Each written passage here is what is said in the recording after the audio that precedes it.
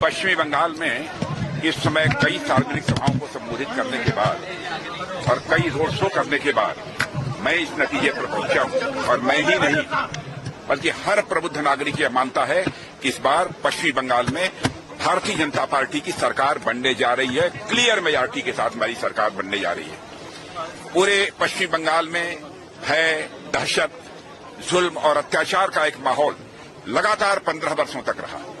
लेकिन पश्चिमी बंगाल की जनता ने बराबर टीएमसी को 3-3 बार का मौका दिया। 15 वर्षों का समय, मैं समझता हूं किसी राज्य के विकास के लिए 15 वर्षों का समय यह कम नहीं होता है।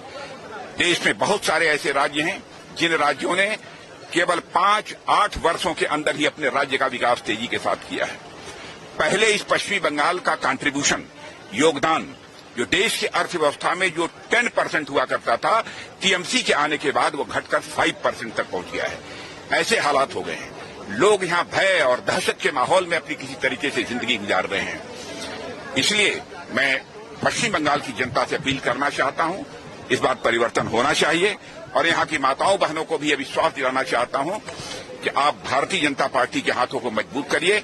हम इस देश की, हमारे प्रधानमंत्री मोदी जी इस देश की महिलाओं को लोकसभा और विधानसभाओं में 33% का आरक्षण देने के लिए पूरी तरह से प्रतिबद्ध हैं। आज नहीं तो कल यह होकर ही रहेगा।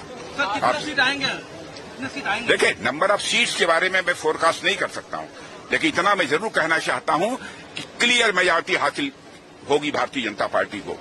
और इस पॉसिबिलिटी को भी रूल आउट नहीं किया जा सकता कि यहां पर भारतीय जनता पार्टी को 2/3 मेजॉरिटी हासिल हो।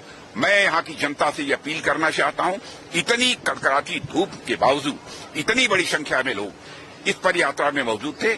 लगता है कि अब लोगों ने मन बना लिया है कि यहां के बीजेपी के कैंडिडेट खोकन दास को भारी मतों से विजय दिलाकर वह पश्चिमी बंगाल की विधानसभा में भेजेंगे।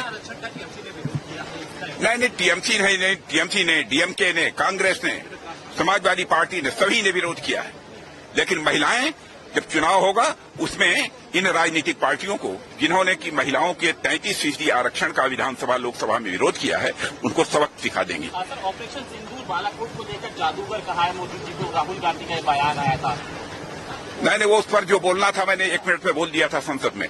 आप चिंता मत करिए। बहुत बड़ी ऑपरेशन सिंदूर मैं समझता हूं कि अब तक की एक बहुत बड़ी सक्सेस थी और मैं इसके लिए अपने सेना के बहादुर जवानों को बधाई देता हूं।